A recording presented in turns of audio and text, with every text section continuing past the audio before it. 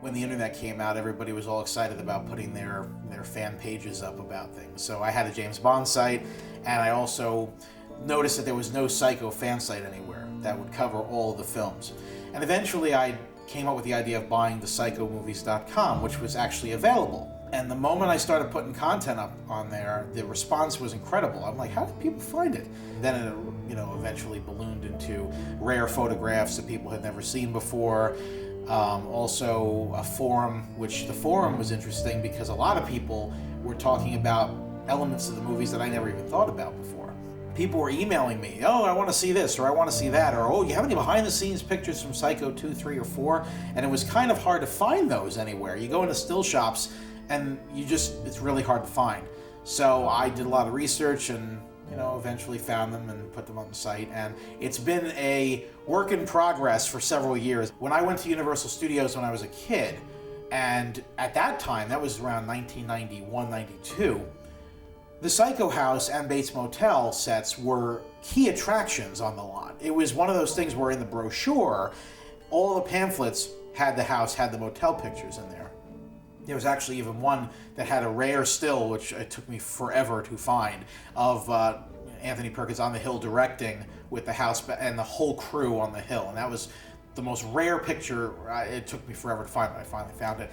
What happened was Richard Franklin, director of Psycho 2, actually found the website, and he loved it. And he was so enthused about the project. And at that time, the Psycho 2 site section had just gone up. There was a lot of pictures on there and information and everything else. And he pretty much said, whatever you need from me, I will search my archives.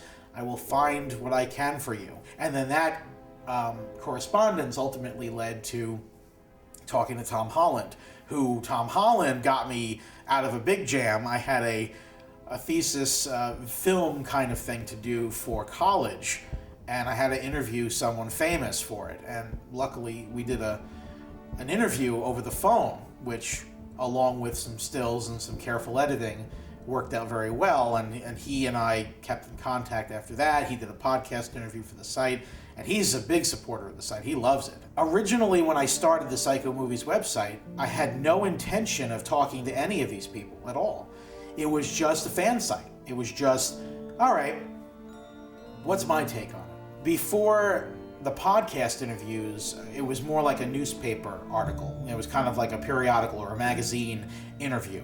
And the first one was with Richard Franklin. Juliet Cummins, who played Red in Psycho 3, was one of the, around the first or second interviews we did for the site, and she was really excited about the project and actually located some pictures for us and had some great stories. And then, her interview led to other people, Jennifer Polito, who worked on the set of 2, who pretty much had to go and had the task of finding these props from the original as best as she could.